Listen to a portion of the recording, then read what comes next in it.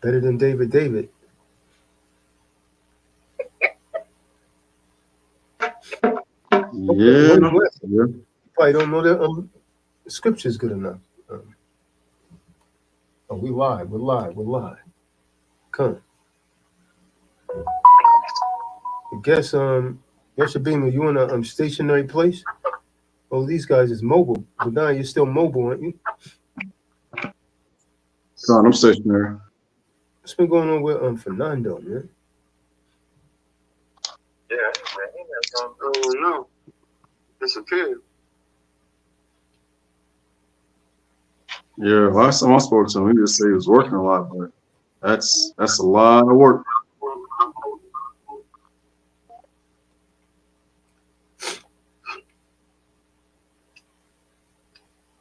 All right, I guess someone could take it over, man. Mute myself over here.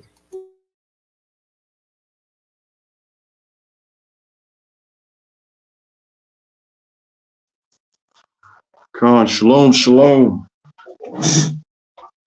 Welcome to another episode of the True Disciples of Christ Bible Study, hosted by, under the leadership of Kahan Tazadak, Brother Benaya, and Yaakin Mashiach Yashabin. Oh, and we got Brother Qadar. Shalom. So, Shalom, shalom, Akim. Watham. Shalom, shalom.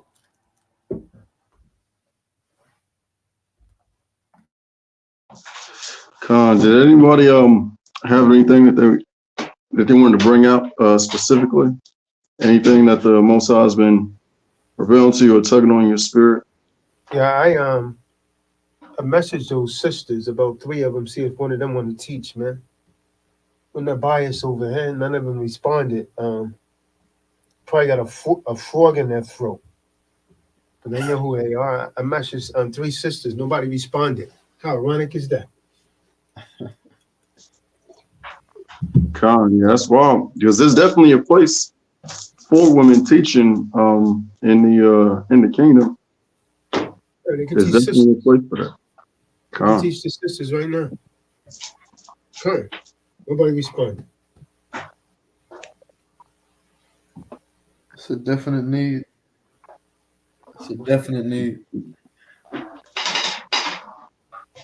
Yeah, there's scriptures on that. The aged women, there's a way, there's qualifications, of course, but the aged women, in Christ are supposed to teach the younger ones, and they teach them very specific things. So I don't see why not bring that out for the teaching. And that's that rod that I bought for the curtain usher beam. How long? What was the full extension to that? We didn't extend it all the way, right? Yeah, no, I think there's a little bit more, but I believe it's like 13. I think it extends to 13 feet. We only needed 154 inches. Yeah, I need a longer one. I'm gonna put one on this side, like right behind me. Now that I got all the soundproofing up, and so when I went out, I already hung the banner, the Troop on Making Bad banner. They just pulled the curtain open when I want that scene, so I need to get a one slightly longer. That looks like it's about another 2 feet, maybe. That wall, because it goes off. Because that goes all the way to the door. Yeah. So we're gonna need. Oh, let me calculate that right quick. Yeah. I guess it's another 2 feet. I don't want to say it because I didn't measure it. Yeah, it's 154 inches is the other wall. So I know it's not more than 24 inches. So that's 178.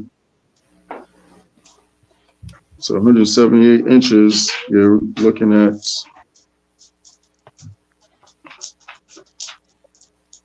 about 12. Yeah, so we're gonna need a 15-foot. One to go 15 feet. Let's see if they got those, man. If they got those, I'm gonna go ahead and cop me one of those.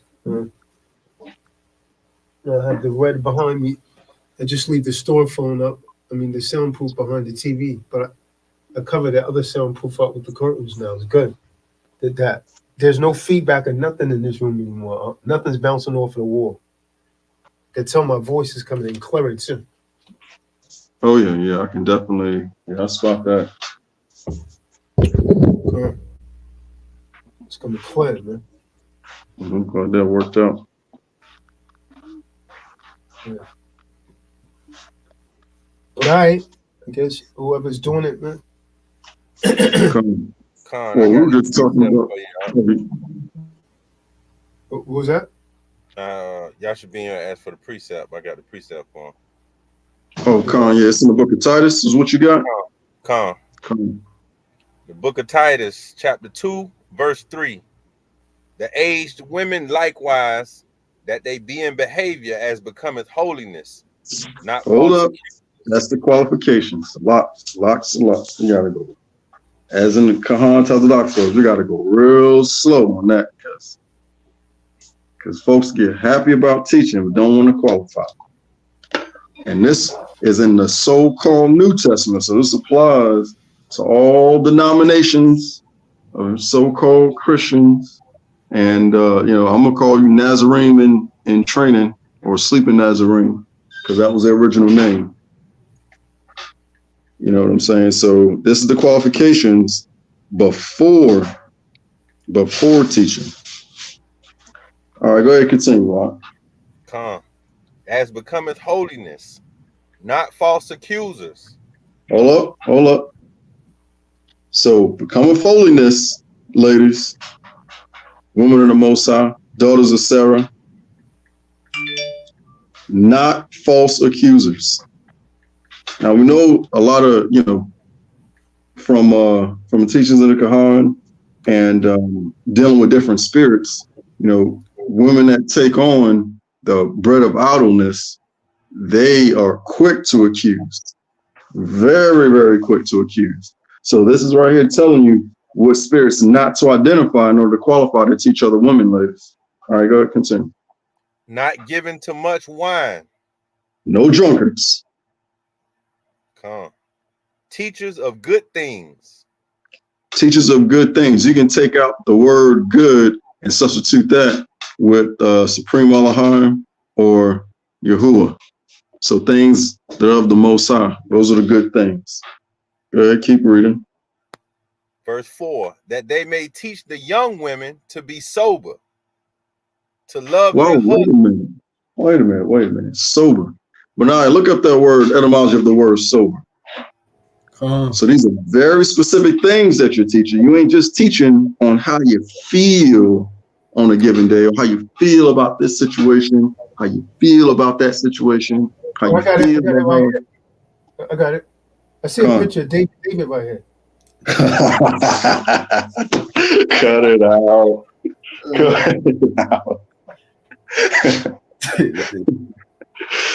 Come. So we ain't talking about feelings, but we're gonna look out to see if feelings is part of teaching other women, ladies. So yeah, the etymology of that word is sober. Anyone get it? Let me know. Come. But anytime. It's from etymologyonline.com. Sober, adjective. Mid 14th century, sober, moderate in desires or actions, habitually temperate, restrained. Moderate, which means you're not excess on either side of any spectrum. Keep reading. Habitually temperate, restrained. Calm. Restrained. Self-control. Calm. All right, Qadar, keep going on that precept. All right.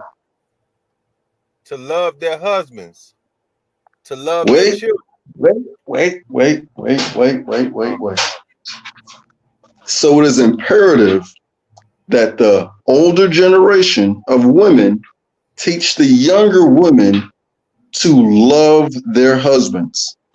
This, if you want to speculate anything, will show this may not be a natural thing. You must be taught how to deal with your husband. You must be taught how to love your husband. What else do they need to be taught how to do? What's that next part? To love their children. And you must be taught how to love your children. I'm pretty sure you guys out there on the panel have heard of postpartum. Come. When after a woman have a child. Come. Yeah. Postpartum stress. It is natural for some women to feel negative emotions in relation to a child after she has it. This spirit must be fought against, and the only way to fight against is if you know that it's coming. Aged women teach the younger women how to love their children. So it ain't teaching younger women how to communicate how they feel about their husband when they disagree, or how they feel about how the children are getting on their nerves. Teach you how to do what to the children, girl? To love. How to love. There you go. Oh yeah, and it gets deeper. Hey, we're gonna need the etymology on these next couple of definitions that have been nice. Stand by. Verse 5. Verse 5, Qadar. Verse 5. To be discreet. To be discreet. Yeah, we're gonna need that one. Just so we can keep everything plain. What else we got? Chaste. Chaste. And the very last one before we go back to the etymology of the word discreet. Keepers at home. Okay, we're going to pause it right there. We're going to go through discreet and chaste. To be discreet. Come. Discreet. Adjective, late 14th century. Morally discerning. Whoa, morally discerning.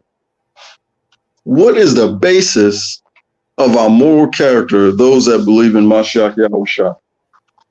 Would that not be the scriptures? Come on.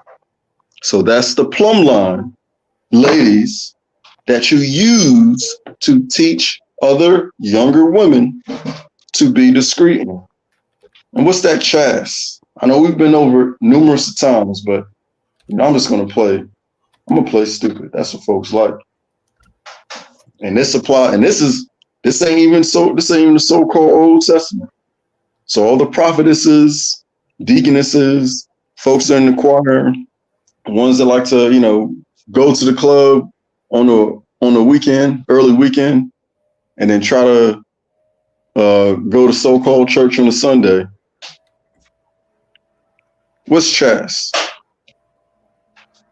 Come. Chaste or chaste. Circa 1200. Virtuous. Pure from unlawful sexual intercourse.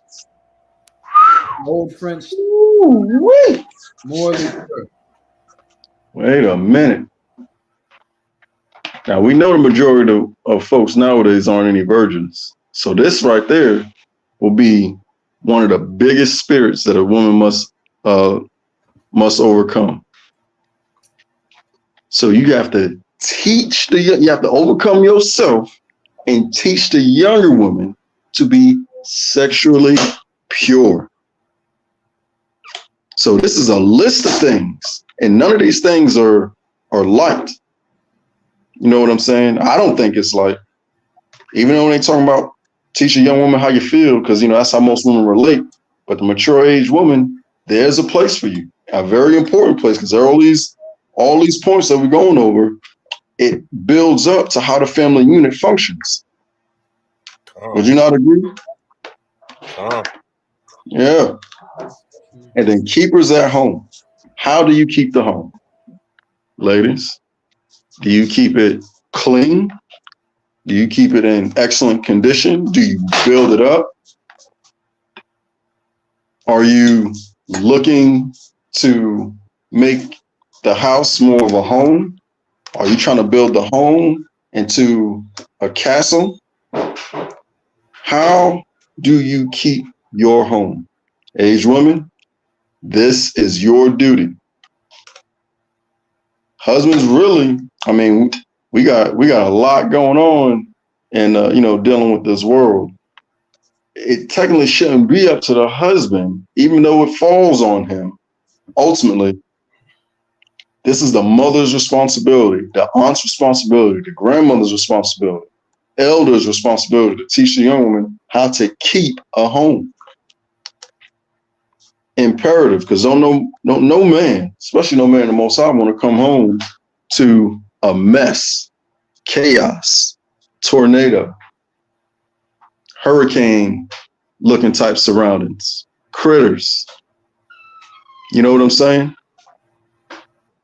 So there is a need. There is a need in Most High's kingdom for women to teach other women and young children on what to expect, on how to conduct themselves in Christ, especially in the home. This is where everything begins. Come on, keep going. Good. Obedient to their own husbands. Pause. Now we got some women who ain't out here in these streets shamefaced. And they smiling up in every other man's face. But it clearly says to be obedient to your own husbands. It is the aged women.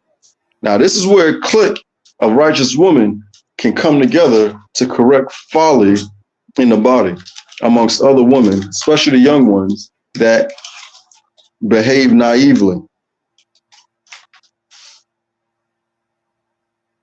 Smiling up in every man's face. You are only commanded to obey before your husband is your father, and your father passes you off to your husband.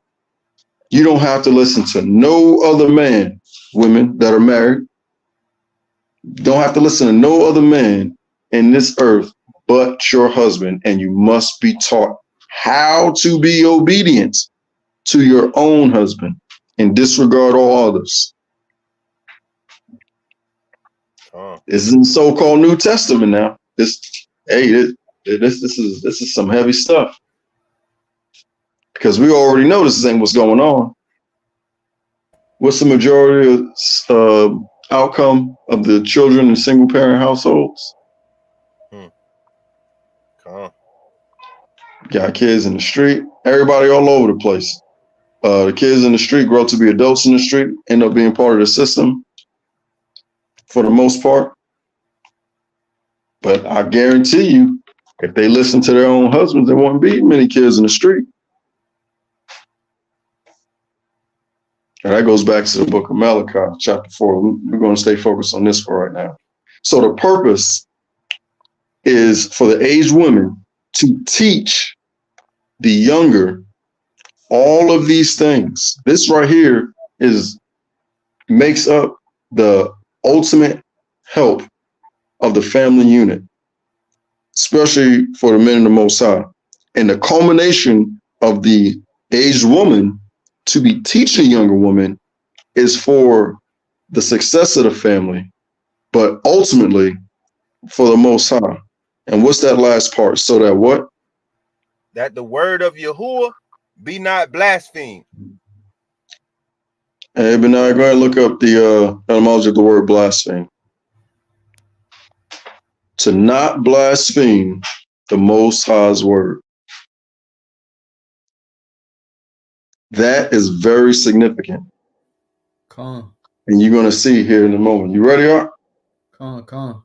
I appreciate it. Bring it up. Blasphemy, noun. Impious or profane speaking of the Most High or sacred things. Early 13th century, from Old French, blasphemy. Blasphemy, from late Latin, blasphemia. From Greek, blasphemia, a speaking ill, impious speech, slander. From blaspheme, to speak evil of. So hold on a second.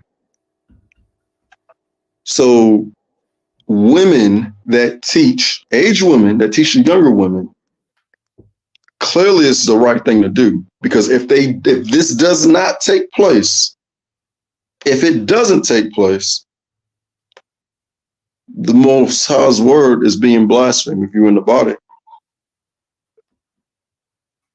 If it does not take place. So if the aged woman does this, it avoids the Most High's word being blasphemed. You see that? So, hey, I don't know who the Kahan sent those messages to. Whoever you three are, but you're being called. This is your time to deal with you through teaching others, teaching the younger generation of women or those who are not as mature in Christ these specific things. You got, let me go ahead and count this. You got 1, 2, 3, 4, 5, 6, 7, 8, 9. You got 9 things. 10, 11, 12, 13. So it's not just like a small deal. Like I find this to be, you got a list of 13 things that the aged woman is supposed to teach the younger. You know, so this is not some, you know, like some light small thing. This is very significant. You guys have a purpose. You know, so those of you out there, you know, especially in TDOC, that are, you know, dragging your feet, you know, being somewhat, you know, lazy in your spirituality, you have a purpose in the body. And the Kahan, you know, the more he puts that StreamYard link out, you know, the more he puts the link out to the, you know, to the messages when he goes live on his broadcast, that's really the Most High calling you to your rightful place. You know, you got to take up that responsibility. You know what I'm saying? There's definitely a purpose in that. So don't waste those moments. Do not waste those moments. Get with your head. You know, let him know, you know, what's up. Make sure, you know, he gives you the all clear, and do what you got to do. And if any of you are single, then you know there's, you know, you don't have anyone to really consult, but you know, but yourself or your father if you're still in this house. So yeah, there's definitely a place for that. Definitely. So, Salaki, Khan, go ahead, bring it out. just to support what you were saying about how we measure our moral, you know, compass and this truth, and really where we get that guidance from. This is the book of 2 Timothy, chapter 3, verse 16.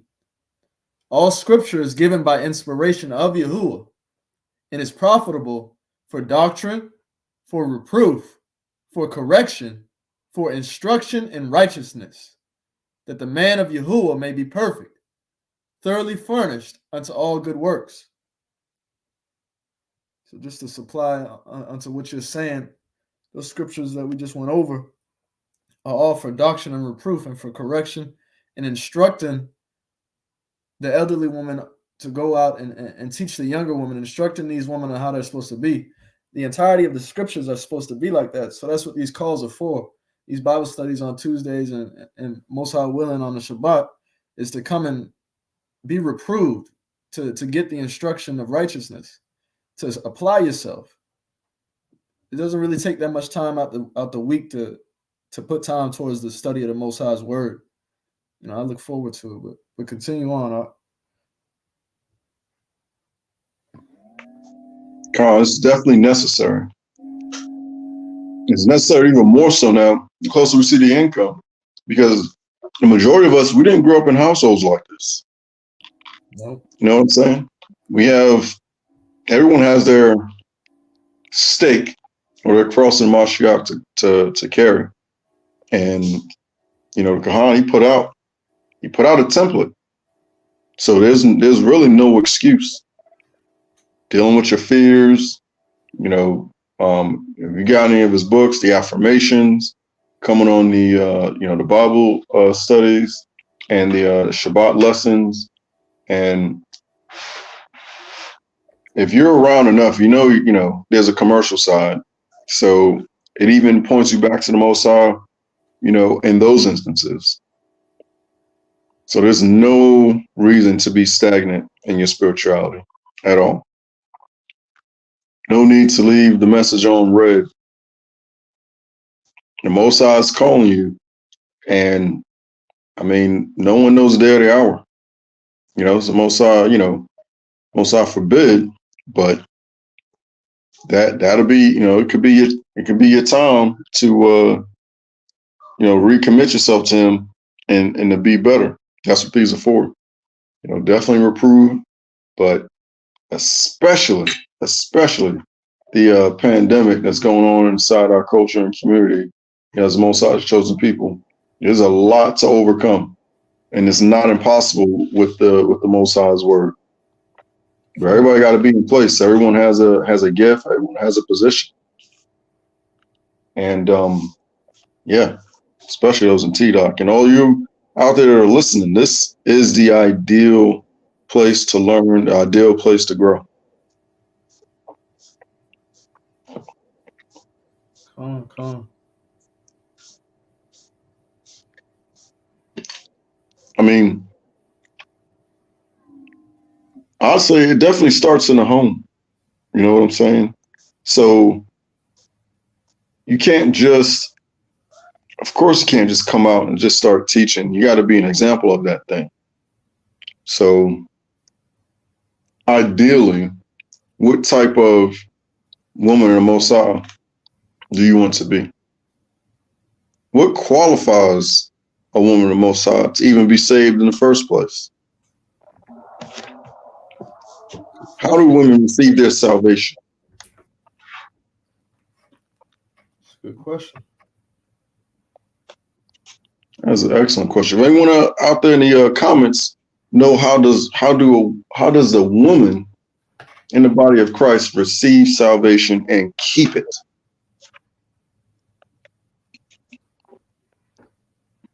Anybody in the comments, go ahead and bring it out. If you don't know, say you don't know. How does a woman receive salvation? Because we definitely need to walk in the light before we can start teaching others. If any of you guys were on the call that Khan was doing, exposing following, can't be teaching something that you yourself are not following, don't know anything about. So let's go ahead and go over that. Can we bring out the book of 1 Timothy chapter 2, and we're going to go through 11 through 15.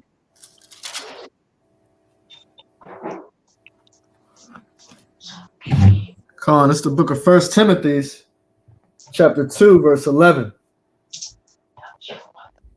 Let the woman learn in silence with all subjection. Khan, hold up. The woman is to learn in silence with all subjection, not some subjection, not when she feels like it, not when she thinks, you know, she's supposed to do anything else, but learn in silence. This is the woman's greatest strength, is learning in silence. Learning in silence. Y'all might think it's a weakness, but this is definitely getting somewhere, because all this builds on top of each other. So a woman, the first part of a woman getting her salvation is learning in silence. What else we got? Verse 12. But I suffer not a woman to teach, nor to usurp authority over the man. So we went over previously, the aged woman teach the younger women. So under no circumstances does a woman teach a man. No circumstances. And this is the New Testament version now. Now we got a lot of folks out there in mom and pop type, you know, so-called churches, 501c3s. We got the mega ones, you know, with parking lot ministries and things like that, where women are getting in front of the whole congregation without being under subjection to her husband and teaching other men. Keep reading. But to be in silence. Verse 13. For Adam was first formed, then Eve. So now we're getting some context on the purpose of a thing, the right order in that family unit and in the body. Keep reading. Come on, verse 14.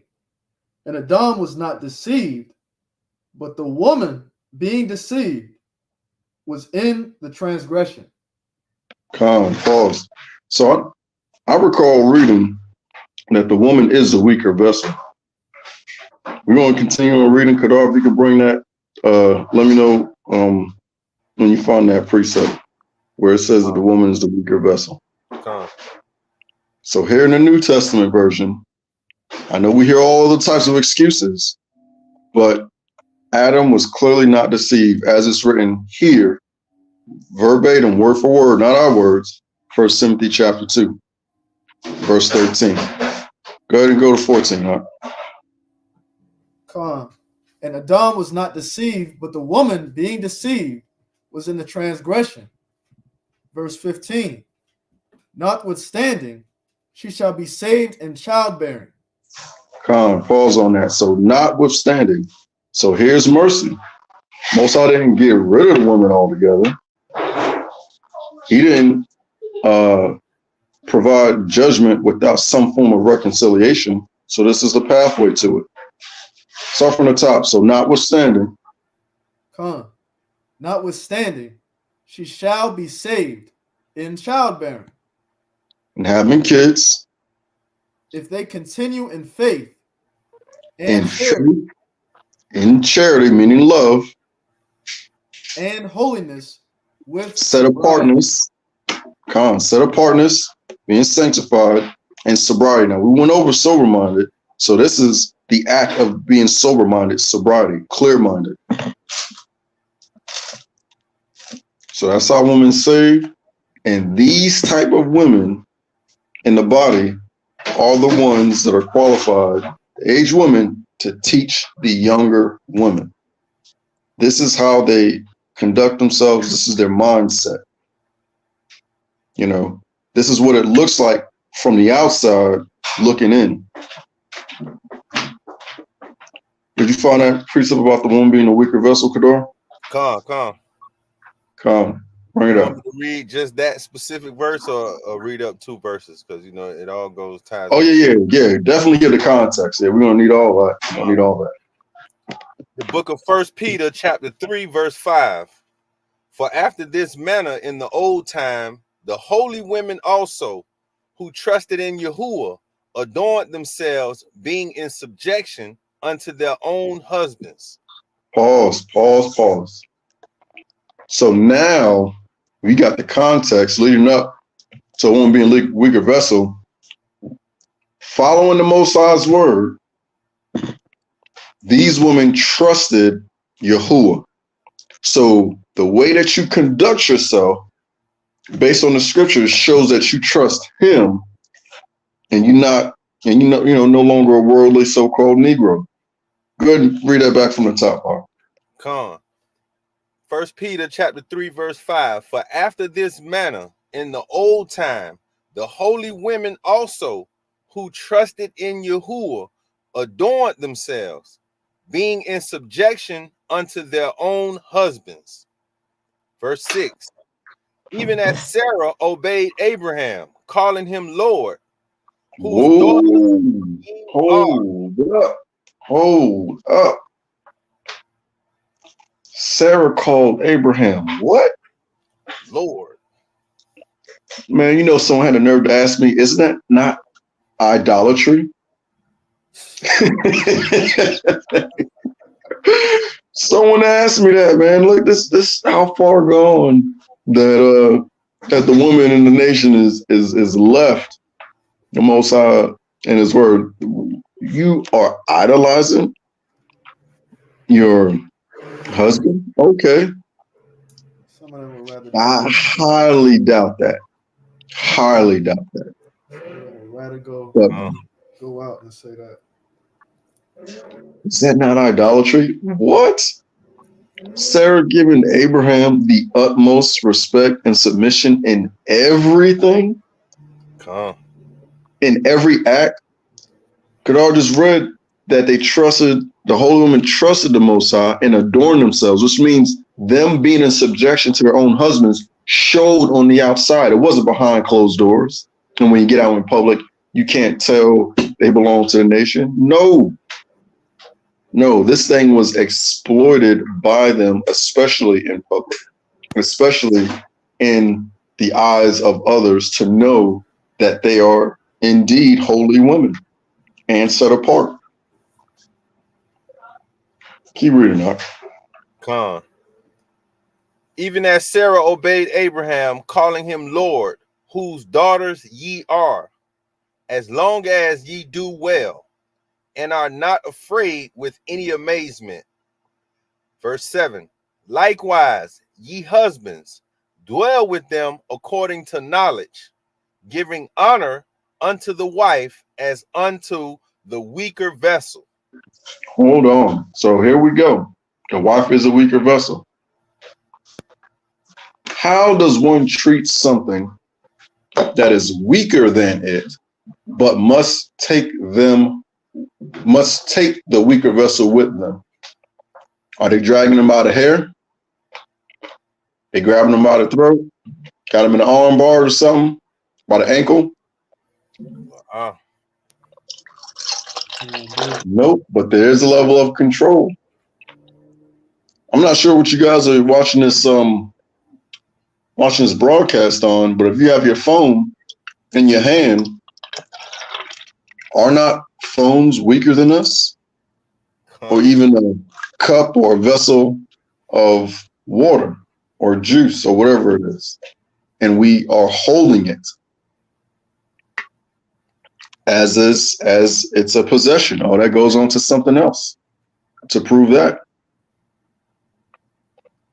But now I'm going to get that scripture about who finds a wife getteth a possession. But that goes back to the woman being a weaker vessel. Yeah, read that again from the beginning of that verse. 1 Peter chapter 3 verse 7. Likewise, ye husbands, dwell with them according to knowledge, giving honor unto the wife as unto the weaker vessel, and as being heirs together of the grace of life, that your prayers be not hindered. So, weaker vessel, you control it. How do you give honor to a weaker vessel? You give a reward when it does what you say. Am I reading this wrong? Am I thinking about this jacked up? No, you don't point out. Yeah. So through the wife's respect and obedience to the husband, that's where she receives her honor. And those are the type of women who are commanded, as we have read, to teach the younger generation, the younger women, to do those 13 things in the book of Titus about how to love your husband, how to teach them how to love their husbands and be obedient to their own husbands, how to love their children, being discreet, not accusers, being good, sober, not giving much wine, women that are set apart, women that trust in the Most High enough to be obedient to their own husbands in everything and show it in public because they adorn themselves with this type of submission. These are the type of women that the aged woman should be striving to be, elders in the body, and these are the type of women that should be happy and excited to teach the younger women in this family unit. Benaiah, did you find that precept? Con. So this is reiterate, woman is a weaker vessel, and what the relation of weaker vessel is to the man. It's the book of Ecclesiasticus in the Apocrypha, chapter 36, verse 24. He that getteth a wife beginneth a possession. So you get there's a level of control there. There's a level of control. And in you allowing yourself to trust the Most High, be set apart, and adorning yourself with this level of submission in behind closed doors and in public, that's what a woman gets the reward. That creates the right type of spirit for the family unit. And you are commanded at that point to teach the younger women those 13 or 14 lists of things in the Bible. I can't put it any more plain and simple than that. But some of you may be thinking, if you wasn't brought up this way, how could you even have this type of mindset? You got positive affirmations. What are you affirming? Everything that the Bible speaks about that's good in a woman. Everything that the scriptures speak about on what makes a wife good, what makes a woman good. You can start with Proverbs 31, chapter 10. The type of woman that is worth cherishing and protecting and keeping.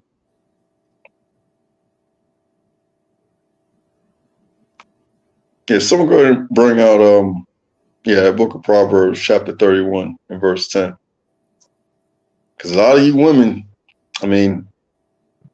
y'all taught in modern day society that, when you get a man, it's supposed to be getting a bag.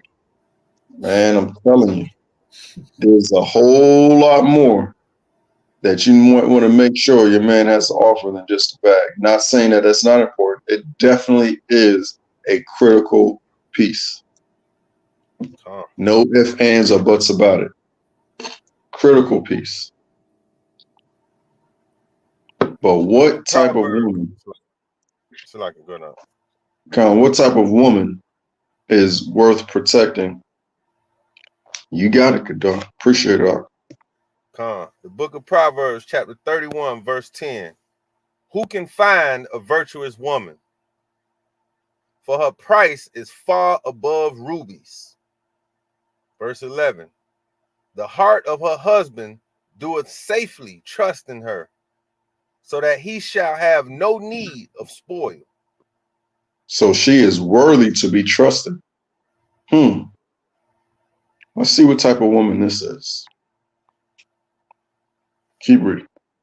Verse 12. She will do him good and not evil all the days of her life.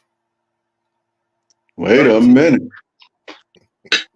Do him good. Do him good. Let's muse on that. That means everything that your husband has asked you to do, every promise that you've made him, you kept. And he wants to give you more responsibility. You are worthy to be trusted. You do him good.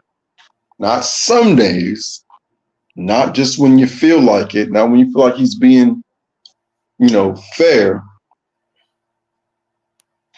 All the days. That's a level of self-discipline. That's something that doesn't come naturally. You must be taught that. You must look out and purpose for that thing, because life happens. You know what I'm saying? Will you be able to keep that? So not some days, but all days. That ain't nothing to wink at. Keep reading up. Verse 13. She seeketh wool and flax, and worketh willingly with her hands. What is wool and flax? Wool comes from goats and sheep. And I believe flax comes from a certain type of like dry grass. So she's seeking out for some type of raw materials. and works willingly, not when she feels like it, not out doing girls trips, not out having, girls night outs, not, trying to eat out every other day. I don't, feel like cooking. She is willingly, meaning whenever her husband wills it, and as she foresees it, she does it. And willingly, to me, don't sound like she doesn't want an attitude either. What y'all think? Come. Yeah, saying willingly, it seems like, she's probably excited about it. She ain't Oh, got no any back way I can help. talking. Yep. Willing. It's a different type of situation. You don't have to, like you were saying earlier, drag nobody along. It should be coming natural. It seems natural, but we know better than that. Yeah, it seems natural. Come on. Yeah, keep reading, Qadar. Appreciate it. Verse 14. She is like the merchant ships. She bringeth her food from afar. So she's a planner. Verse 15. Come.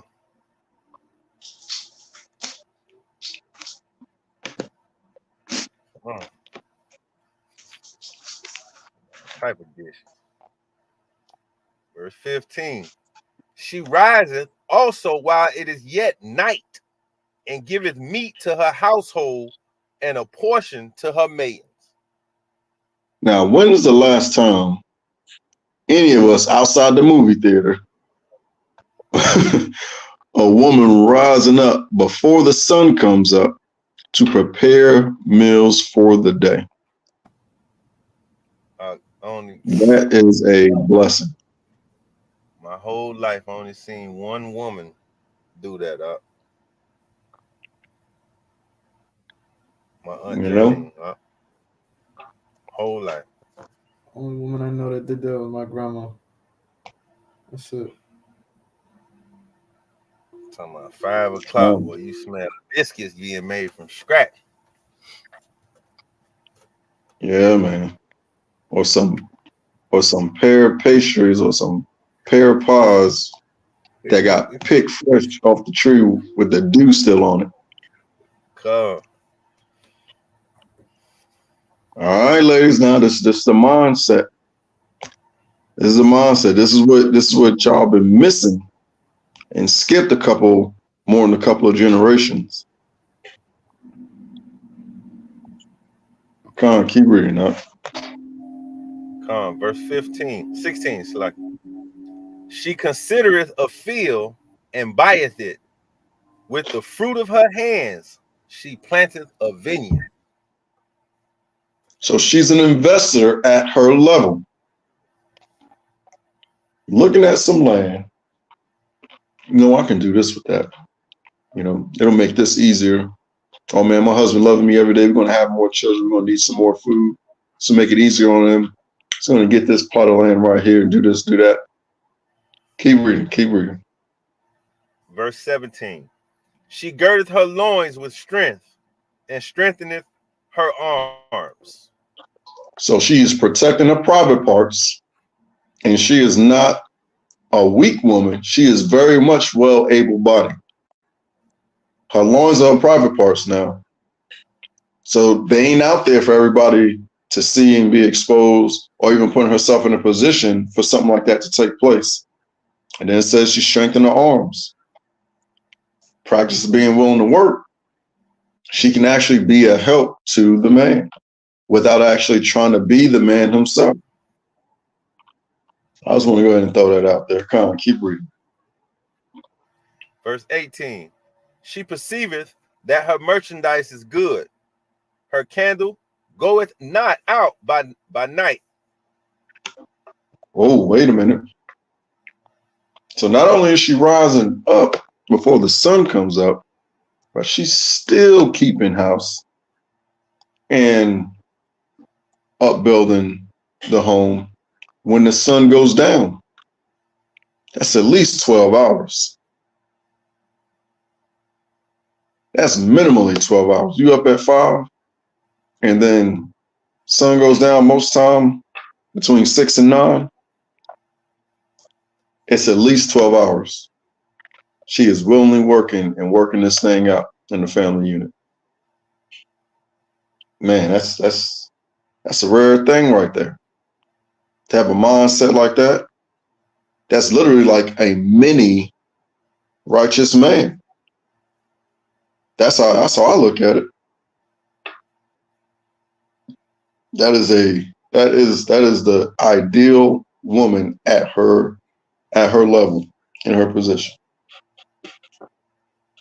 It's the mindset, ladies. I'm gonna keep saying that. This is a mindset.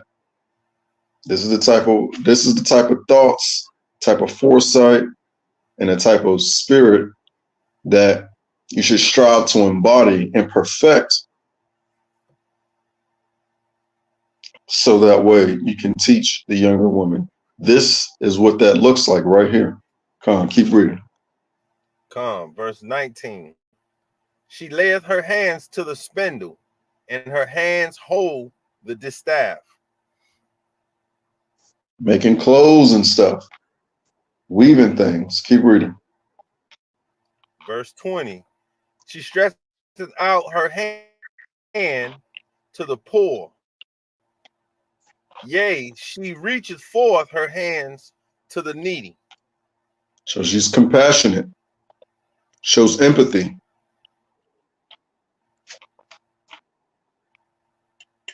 Come.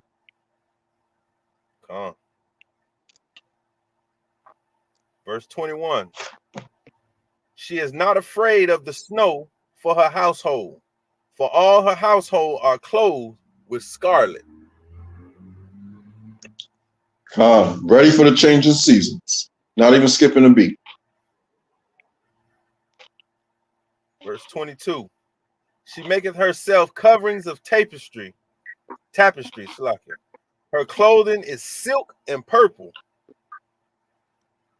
So a modest apparel can be colorful, and it is soft to the touch.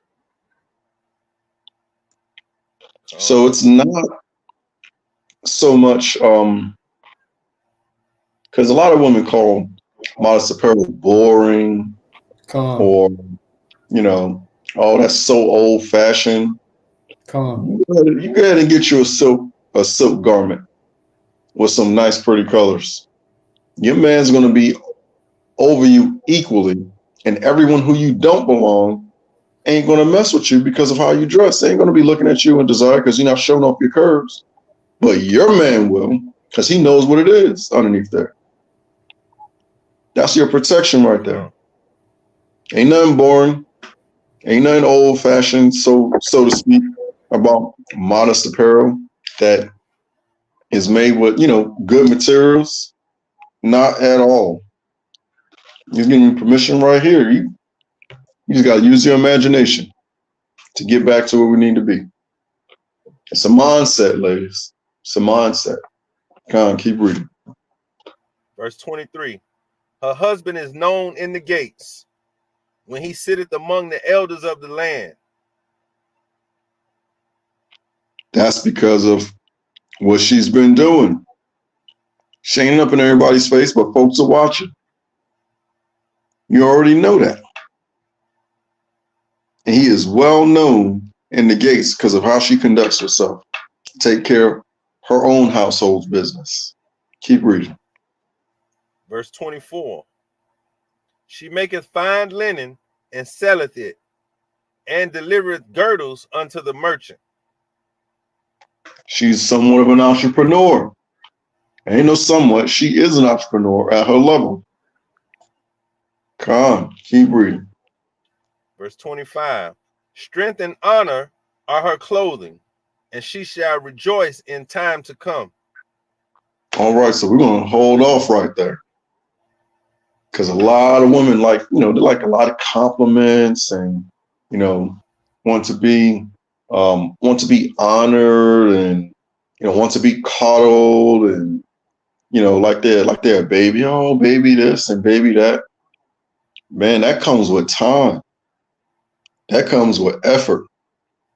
As you just read, a woman that's doing all these things, she is praised in time to come. Read that part again, Doc. Come.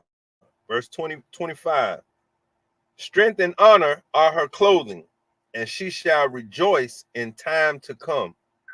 So she's going to get her reward over a period of time of being consistent. Keep reading. Verse 26.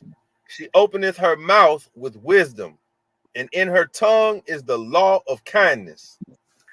So she's opening her mouth with wisdom, and she doesn't sound like a dog when she does it. She doesn't sound like she's trying to usurp authority over her man or the men around her. Law of kindness, soft, feminine. The woman's greatest strength. It's a mindset, ladies. Come on, keep reading. Verse 27. She looketh well to the ways of her household, and eateth not the bread of idleness. She has so much to do. She has so much foresight and planning. She has so much of a vision for her household under her husband's leadership. She ain't got time to be worried about nobody else's business. She ain't got time to be feeling sorry for herself when she's working towards something. Not eating the bread of idleness. Man, oh man. What a gem. This is a mindset, ladies. If you are not looking to build up your home, keeping your home, making your husband happy, looking for bringing up your children appropriately under your husband's guidance, and watching them develop and seeking out the Most High in these things and looking forward for the changes of seasons or opportunities to bring in, a little bit of extra, income to make something easier for your husband later on. You know what I'm saying? Of course, all under his guidance, but you're not doing yourself. You're not fulfilling your duty, but you're also, I know you feel unfulfilled in certain areas. And this is where the mindset is at, Proverbs 31. Keep reading. Verse 28. Her children arise up and call her blessed, her husband also, and he praiseth her. In due time. Absolutely.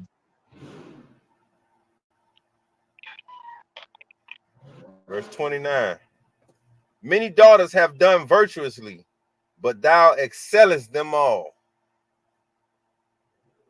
Which means no one will be able to compare to you if you have a mindset like this and your execution of your faith lines up with that. That's like a female warrior, like a female that's a warrior to be feminine, to be righteous in the Most High. That's what that is. Come on, keep reading.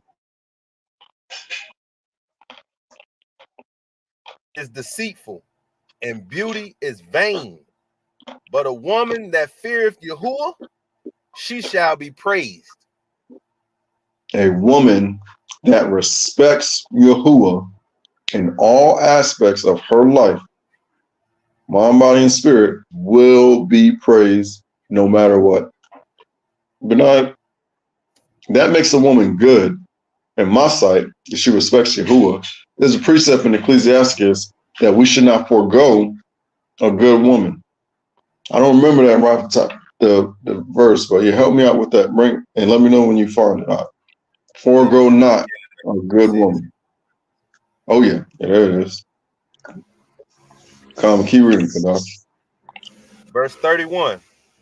Give her of the fruit of her hands, and let her own works praise her in the gates. So you're not getting honor, respect, and praise and reward from your husband for nothing just because you hold the title. Did I hear that wrong? Am I looking at this wrong? And then just because you have a title, it comes from your good works. Doing him good. Taking care of the children the way that he leads you and the way he instructs you to. And then in those things that he has given you, you do it better and better to where, man, this woman is an investor, sells her merchandise. She's a wholesaler because she sells to merchants, always planning for the next, season, looking for the needs of the household and stuff like that. A man with a woman like that can way focus on his purpose. Way focused, like ain't got a care in the world and want to entrust more of the vision that he has for the household and what he's looking for in her. Ain't nothing in there about nagging and complaining. So all these things will make up a good woman. And how does Most High say we should do a good woman? But now you found that? Come. It's the book of Ecclesiasticus, chapter 30, Salaki, chapter 7, verse 19. Forego not a wise and good woman. There you go. For her grace is above gold. That's a valuable thing right there. Do not pass that woman up. And what makes her wise? Her works. A woman that respects the Most High in all aspects of her life and keeping that house under her husband's authority. Keep reading, Qadar. Appreciate it, Benon. That was it for Proverbs 31. Oh, okay. So that's it, ladies. That's the mindset. Well, that ain't it, but that's a good start. So if you're looking at this and you speaking, hey, this is the kind of woman I am today. This is the kind of woman I'm going to be every day. When you look at yourself in the mirror, when you wake up, in the morning, and you incorporate these scriptures and affirmations, you dealing with your spirit, you even looking forward for constructive criticism from your husband, and you start putting these things to practice, it'll be real easy to teach the younger and aged woman because this stuff is going to start showing up in your life. It's going to be almost second nature. Hey, there's a place for you. And I know from experience, women love to talk, don't they? Right? Proverbs 9 and 13.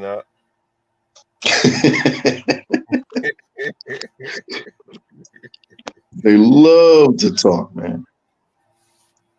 These are the things y'all should be talking about. I'm telling you.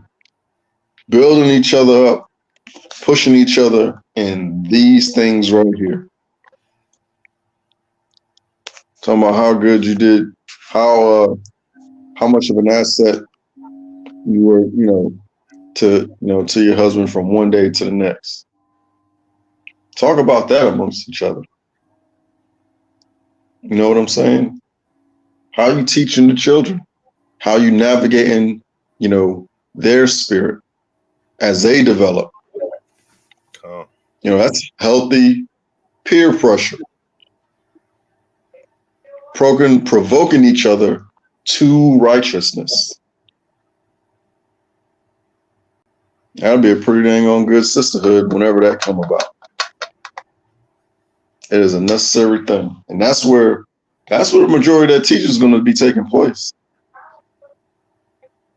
In that sisterhood. You guys love to talk. This is the type of things to talk about. No ifs, ands, or buts about it. and a woman who feels like a woman. A woman, if you placing your faith in the Most High and you're accomplishing things for your household, and then everybody in your house, your husband, all your children, as the children get older, they, how much they love you, how much they appreciate you, and all that. That's where that reward comes from. It's not in the very beginning, It's in them latter years, positive consistency. Because there is a lot of women who never or who choose not to have children, who choose not to commit themselves to a man, and they end up old and alone. They got cats, they got dogs, some of them even got chickens and pigs. Trying to fulfill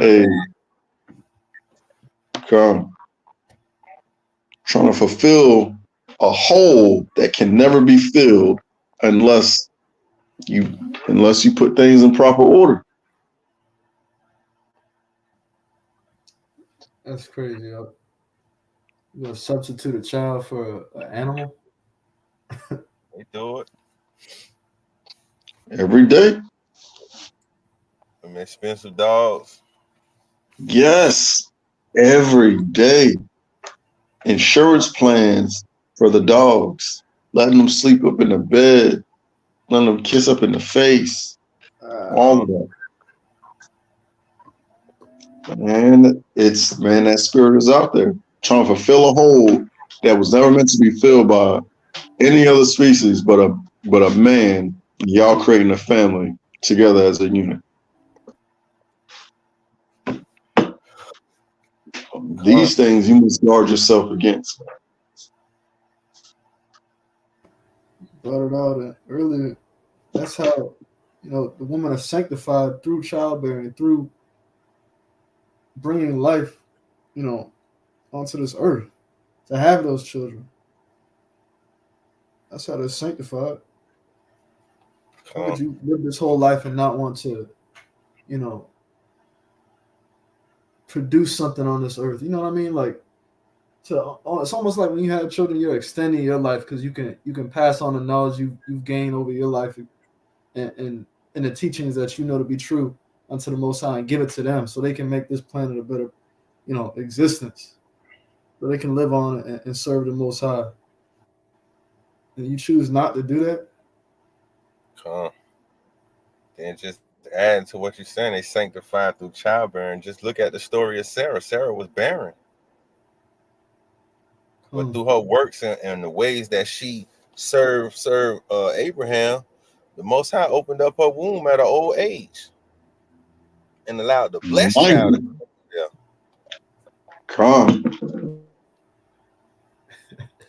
That's what they say now, though. I'm talking about they're going to have a pregnancy at then 40 and 50 and all that. I don't know. You gotta be virtuous for that, man. I done heard that one too. I done heard it. God. Well, look at Sarah. Sarah, baby, you ain't Sarah, baby. God. Show nothing. You ain't called no man Lord. You did that, baby. I'm telling you, they're not doing that. They refuse to say that. But they say to their boss. They say to their boss, "Yes, sir." It's crazy. It's a crazy world. And it's like when you try to call them out on it, they just deny everything. But it's a fact though, how they treat their boss, because he providing that dollar. Providing that dollar. That's how you supposed to treat your man, your husband. That'd be a beautiful thing, man. Oh, submissive rib. Come. You wake up, you smelling good food on Yeah. Come home, good food, highs in order. Yeah. That's what you want. Ain't nothing better than that. Man gonna protect that. Take care of that. I never had nothing like that. I wake up, I think the house is burning if that ever happened. Cut it out. Nothing like that.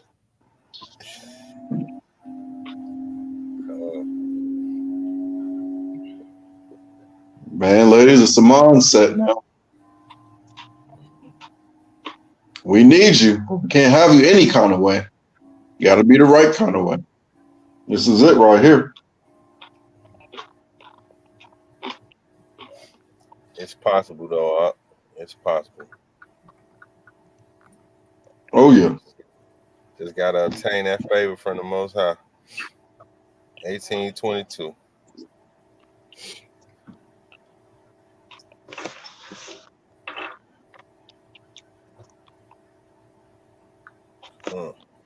It's possible. I ain't gonna give up on them. I love my sister. But y'all gotta get it together.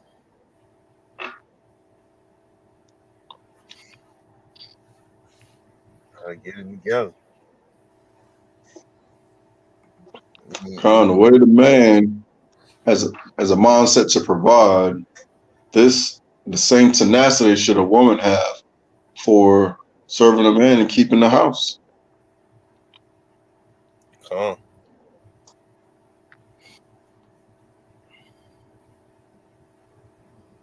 And I don't use that word tenacity lightly because everything just about is against the family unit. That's what creates the commerce. Yeah. That family structure, so they can't penetrate that.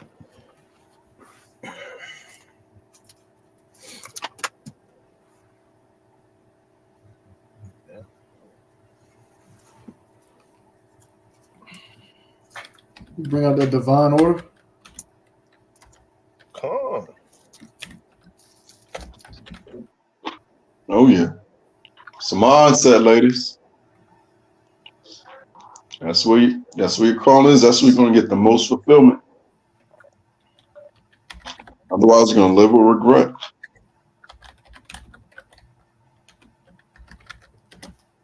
The book of 1 Corinthians, chapter 11, verse 1. Be ye followers of me, even as I also am of Hamashiach.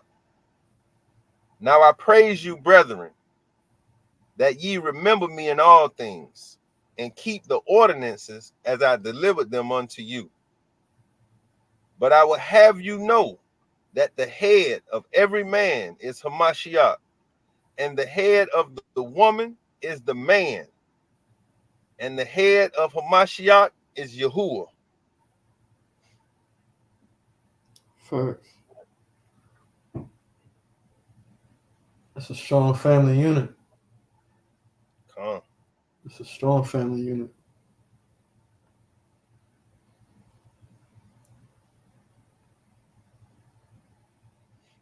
No type of influence would ever really destroy that. It's a righteous man, he's going to be led by Hamashiach, Most High above it all.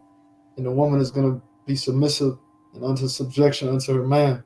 So no type of outside influence or external voices or anything like that should ever interfere between the relationship and that family dynamic. And she's to teach the younger children the same teachings that her husband is instructing under her.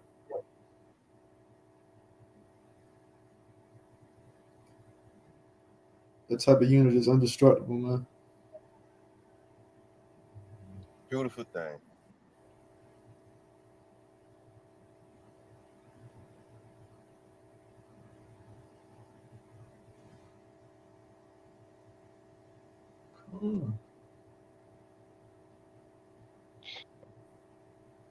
Man, anybody out there in the comments have any questions, concerns. Suave Smooth is in the comments. Heavy.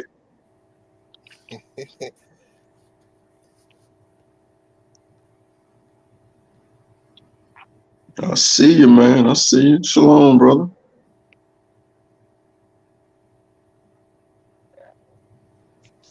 Kanye, where is Fernando, man?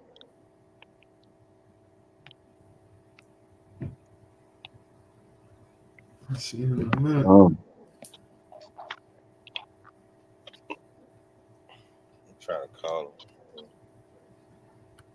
Yeah, but I mean, it is what it is, man. You really, I mean, the women, y'all really have to want it, though. You know what I'm saying? You know, you gotta want to trust the Most High for this thing to take place. Otherwise, it's just going to continue to come up with excuses about why you're not, or why you're not doing it. It's like every man was dealt his measure of faith, so was the woman.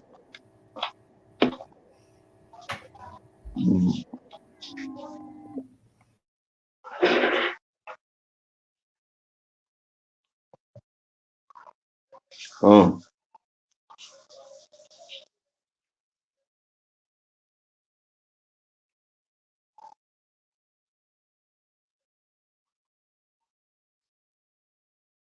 Kanye, I see you are. You sure are. I'm just acknowledging your presence, man. Ain't no complaining, ain't no hate on me. Khan would say gratitude is my attitude. Everybody right where they're supposed to be. It is well. So hopefully, my prayer is that the next time Khan provides an opportunity for for any of the aged women in the body to to speak, and they definitely go ahead and do so, appropriately.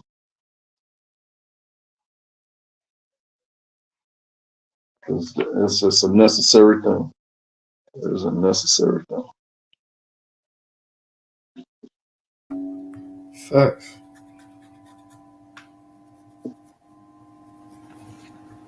So now, I guess we went over what the mindset of the aged woman is, how she conducts herself that qualifies her to teach. We went over a few of the hindrances. So if you are one of those aged women out there, and whether it be this message or a previous one, or you just had it on your spirit, that you do want to, have a close relationship with the Most High, it is important to walk circumspectly. Avoid some of those pitfalls that what modern society has put out there to hinder the divine order that was just now brought out. But now I brought out an excellent point. When you're submitting to your own husband, that means there is no other outside influence that you're conducting yourself with or allowing to grow in your imagination, in your thought realm, that has not been vetted by him first. And that's not a natural thing. That is the supernatural thing. That is something that must be done on purpose. Everything that you are choosing to think and learn from, or even conduct yourself, as the men of the Most High, do that with Christ, as the prophets did with, with Yahuwah. So that is your duty to your husband. Calm.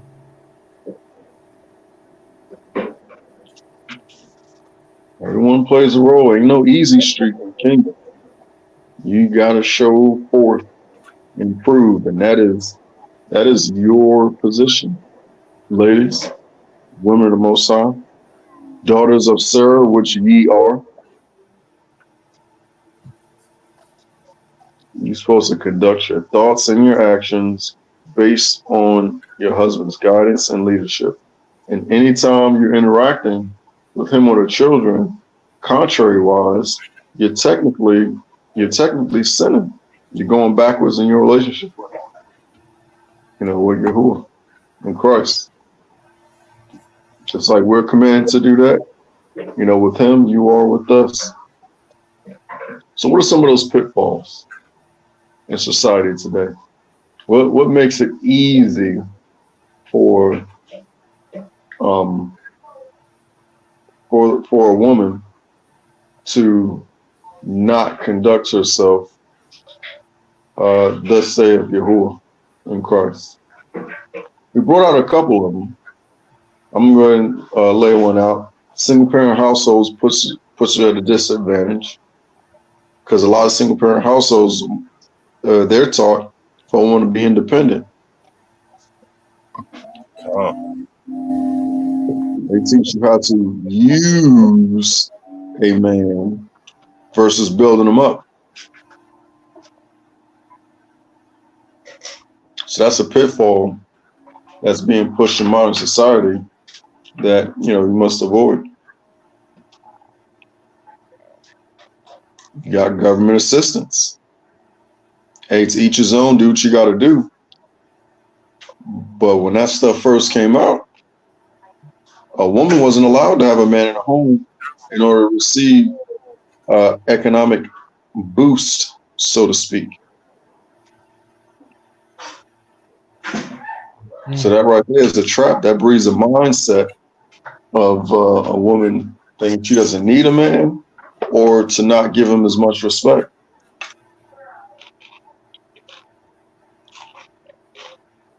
But guess what, ladies?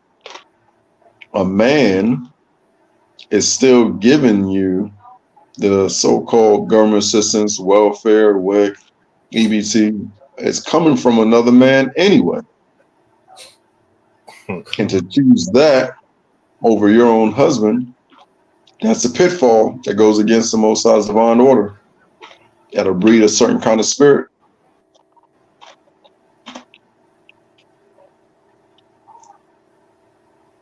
You got TV shows, podcasts. Nowadays, there's different things in social media.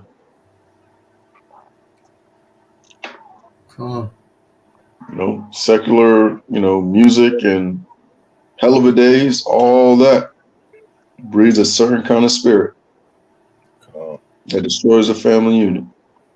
Because there is no woman in the secular society that dressed modestly. And rarely do you see worldly women entreating their husbands with the love of respect as Sarah did Abraham.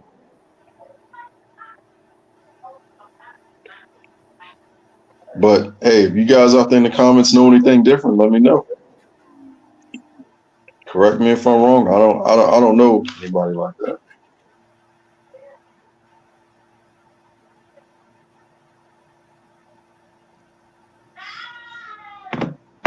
Good point. A lot of times, a woman is destroyed based off of the eyes, the lustful eyes. Seeing things on TV or seeing other people in the world, the status that they have and the dress and attire that they wear. That's what got Eve messed up in the first place, man. Having lustful eyes. It was pleasant to the eyes. Did take and eat.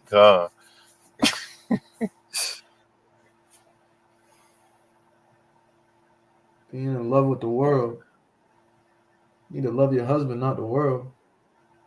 Love your husband, not once you have a husband, you're giving unto your husband. Like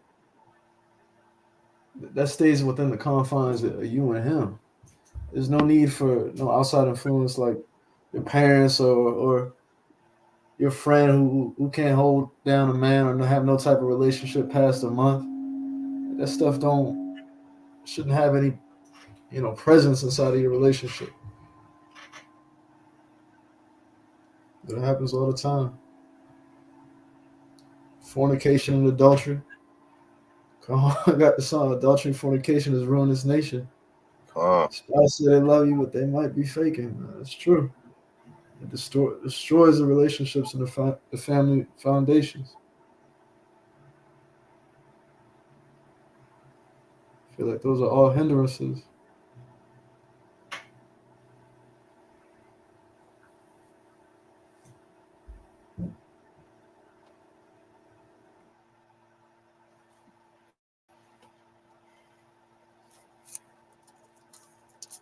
Oh.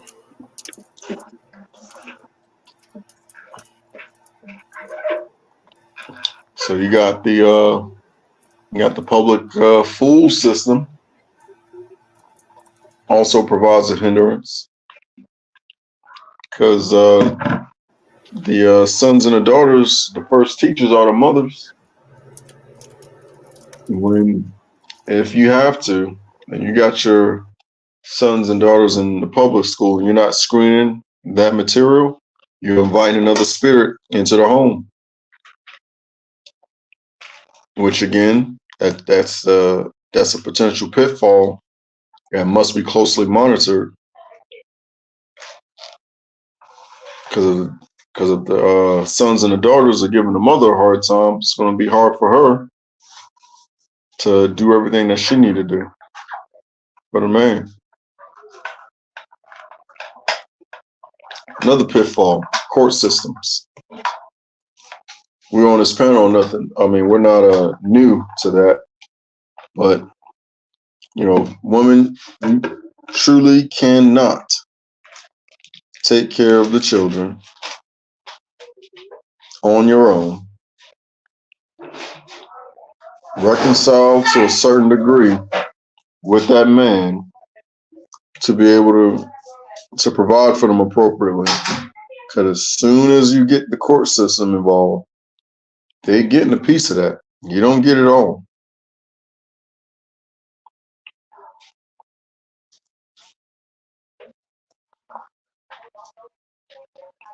So reconcile with that man to whatever degree you need. Because that court system make it easy for you to go against them.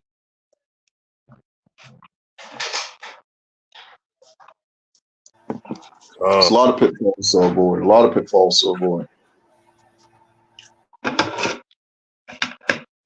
Some of the pitfalls will be in your family. You may have cousins, sisters, aunties that are single and miserable, or they got a boo thing and uncommitted relationship, multiple partners with no commitment, and then want to downplay your modest apparel, your modest behavior, want to downplay and try to shame you for doing thus saith Yahuwah. Do not fall for that. Whenever them type of women tell you go live your life, that is just they're just trying to give you a pass for you to be more of a hoe, if you wasn't one already. That's horrible advice, sir. Oh. And it happens all the time. And that comes from the same woman who proclaimed to be followers of Hamashiach. You already know. That's just, I feel like that's so sickening. Generational curses up. Passing down emotions from her being hurt from her experiences from generations ago from a woman being out of order. That's all it is when you see it for what it is. Generational curses up.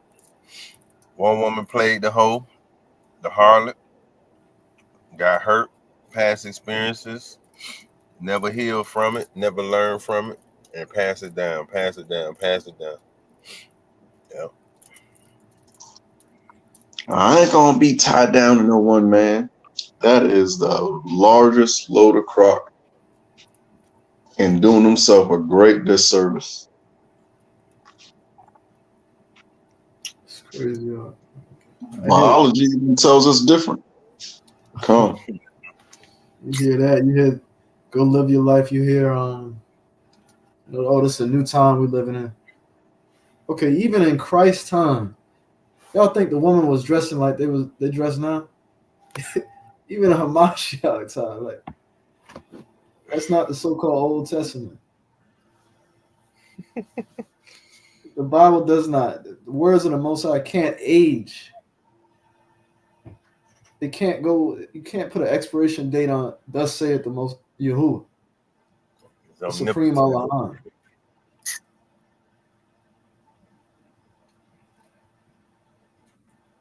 Brought everything into existence. You think it's just gonna expire? You ain't got on no watch, out. Come on.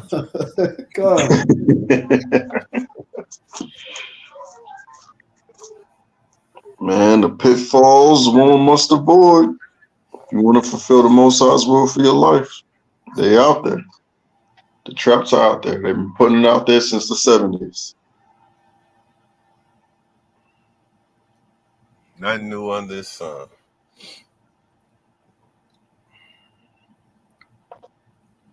Gotta avoid these pitfalls if you're gonna be that Proverbs 31 woman. You want all that praise, glory, and honor in your latter days. These are the pitfalls you must avoid. And I've not read one thing about a woman fulfilling her emotion. Them emotions, the woman, they misappropriate those. Yeah, they're there and they're led by them to a certain degree, but they don't supersede your instruction of your man. They don't supersede the instruction of these scriptures. And that's something that I think definitely must be taught. How to handle your emotions as a woman for the household's benefit versus to your detriment. Those emotions wouldn't even be present if the mindset was renewed. Facts. Facts. What you brought out earlier, having temperament. I think that was a description of Yes. Yep. Temperament being, even keeled, temper-minded. You're able to control your thoughts and your emotions. Don't get too hot. Don't get too cold. You're able to control it.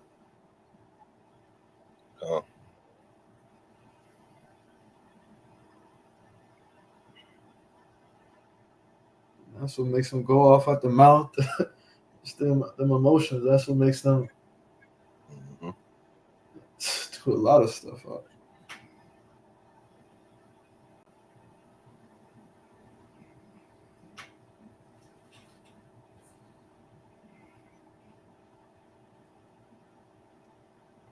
Calling all you older women, elder, the aged women. Y'all teach these young women. Yeah.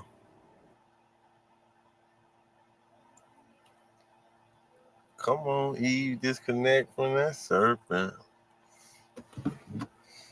Gotta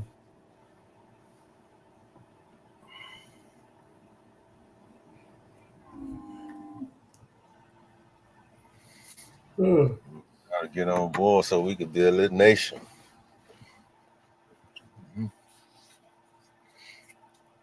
Can't do it without y'all.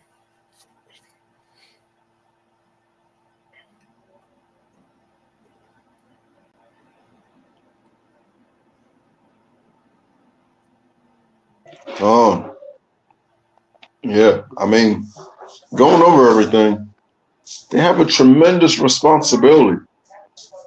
I don't know where specifically it got lost or was looked down upon, but that is a tremendous responsibility to help your man fulfill his purpose, to bring peace to your man and keep the house. That is a tremendous undertaking.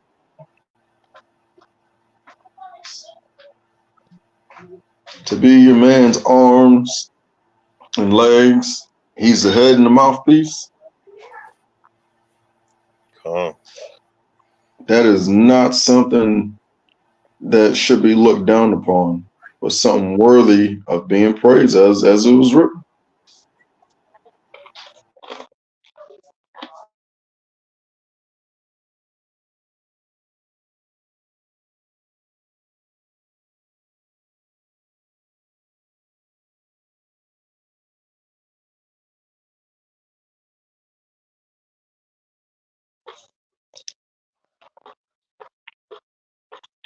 See what they got in these comments, man.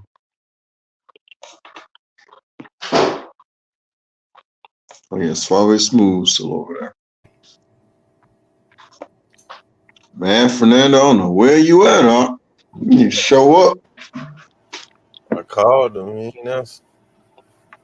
Man. Hopefully that woman ain't got him hammed up. Ain't that many tables to be busting.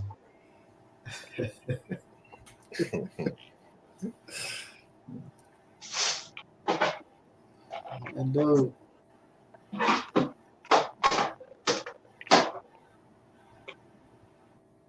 Yeah, I know not. I know that I know that I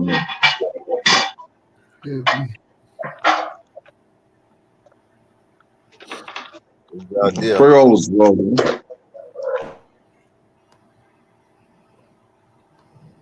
Oh, he done. See him in the comment.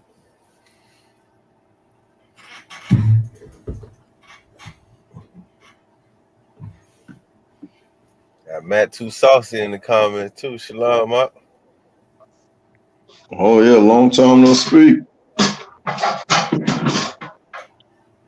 Shalom, shalom. Shalom, Jadir.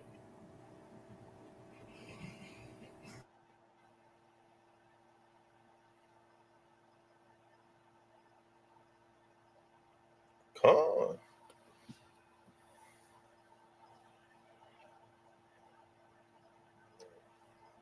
Where y'all at, sisters? Proverbs 31 women.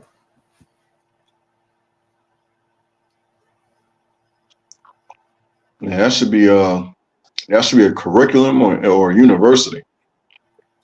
It's a group of them out there. I don't see it. Oh really? Come. Oh, I didn't know that. I was just thinking to myself that like a rite of passage to womanhood. Mm-hmm. Yeah, that'll be the ticket.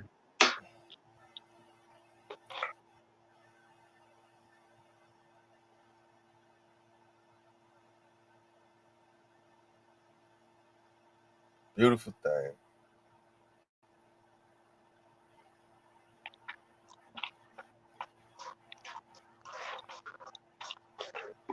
So long been on there, about an hour and a half. Okay. Kahan Tazadak. The man, the myth, the legend.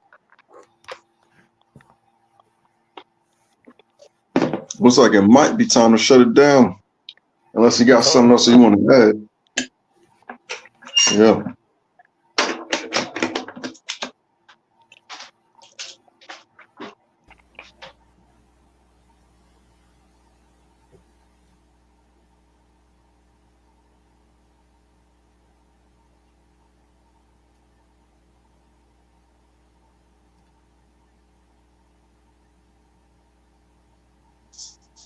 I ain't trying to keep it too quiet. But yeah, definitely informative. Again, part of this message is that it further equips and pushes the women, especially in the body, to fulfill their purpose. Married women to fulfill their purpose in the Most High under their husband's leadership. We done brought it out. So there's no more excuses. Oh. Kick them feelings aside and operate by faith for a period of time to develop some new, good, set apart habits. It's the only way. But you gotta want it. You gotta want this thing. Facts. Big facts. And the elderly woman to take charge and being able to teach younger woman how to dress, how to be meek and modest. All those things that the scriptures talk about in the book of Proverbs, chapter 31, that we went over. Lead them in the right direction. Come.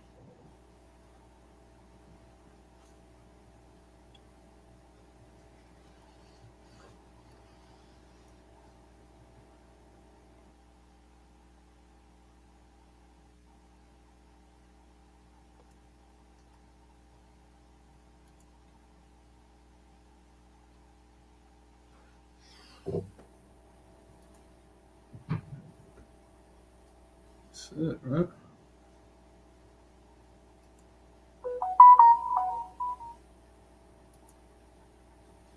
Oh, he in the background. Yeah, he in the background. On Tazit Doc. Yep. What is that? Okay.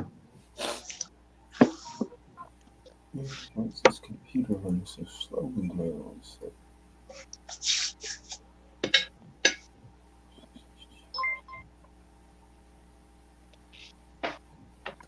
Con, did you have anything that you want to close out with? Oh no, I don't have anything. Con.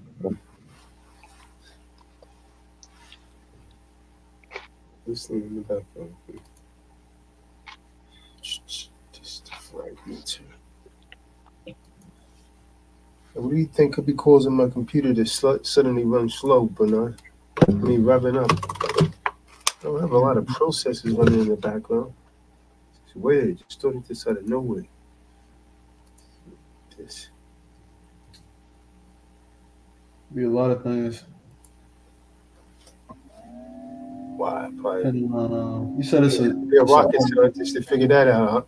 Nah, I'm putting on Hell of an answer right there, boy.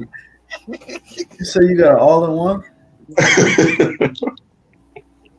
If it's an all-in-one, I've been doing this though. Huh? It started like it's just revving up. I can hear the fan a lot. Process has been freezing, but when I check my startup folder, it's not nothing unusual running. What the hell's causing this? when you go to Task Manager, how many processes does it say it's running? Man, I just said that, man. What did it say? It's not nothing unusual running, man. It's not.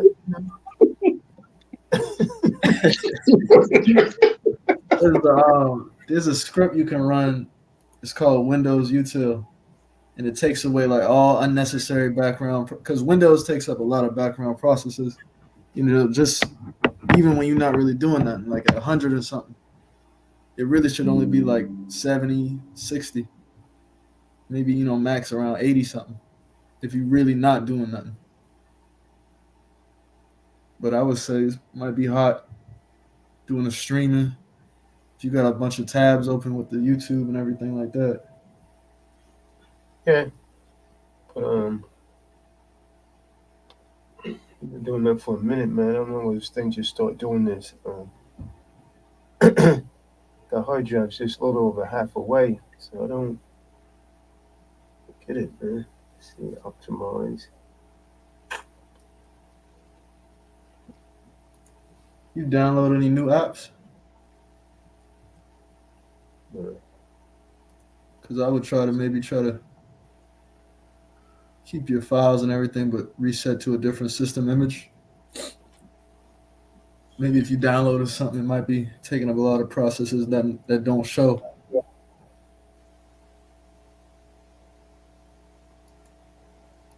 Here it's still bubbling up in the background, man. The fan. What the hell's going on? You try lower your brightness. Oh, that ain't gonna affect the speed too much, man. Oh yeah, depending on the graphical processes needed, that's whatever on the screen. Like something like if I'm running Photoshop and you got YouTube and all that open. Yeah, I ain't running none of that. Just I've been running OBS with it. I think that affects it. But something as simple as a Microsoft Word document. Oh yeah, nah. Slows it down. Check for updates. Fan is idling too much, man. I'll figure it out.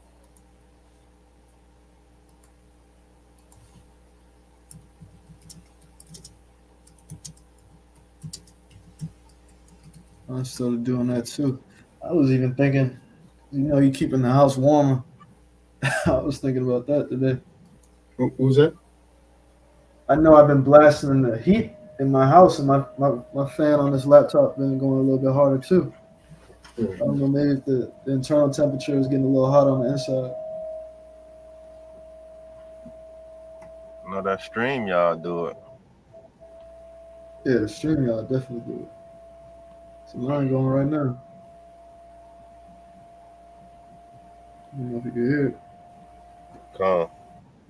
Yeah. I be on stream y'all on the phone. My phone be hot. Come on. Man.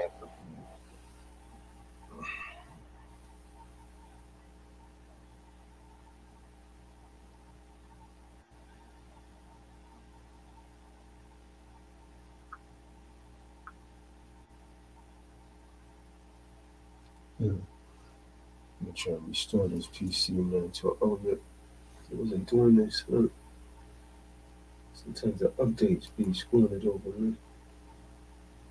You know, I'm buying a new PC, but it's froze on me a couple times today. It's when in the background.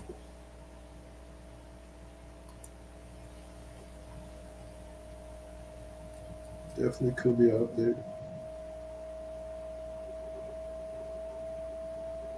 We're doing a lot of stuff for these updates. Each update can come with a new set. You know, maybe they add another process running in the background.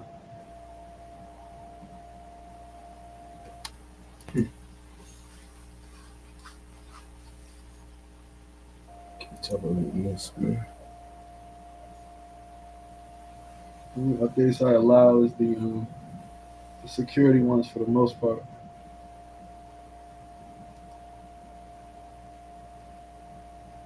Those feature previews, they're just that, they're just feature previews.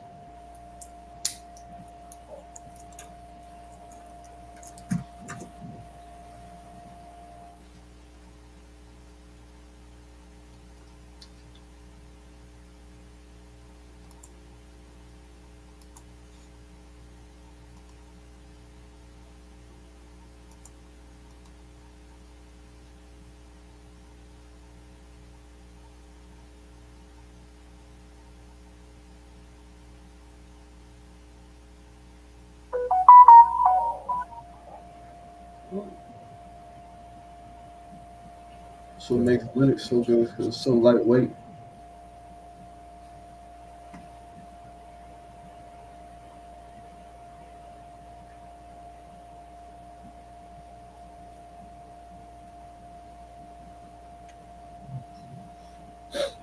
Shut this down.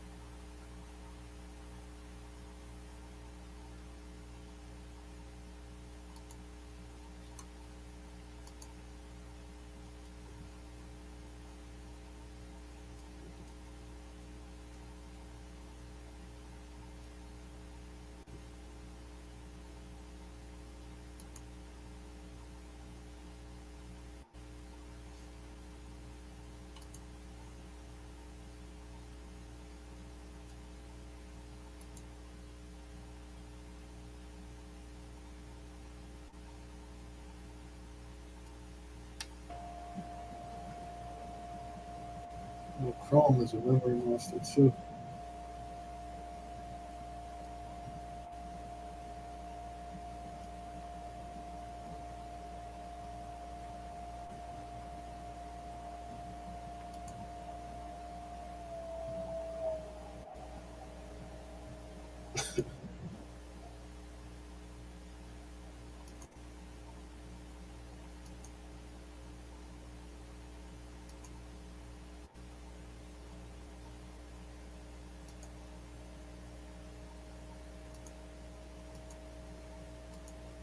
We got one tab open that's using up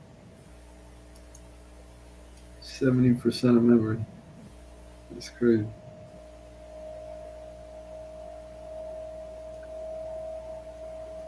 Let me shut this down.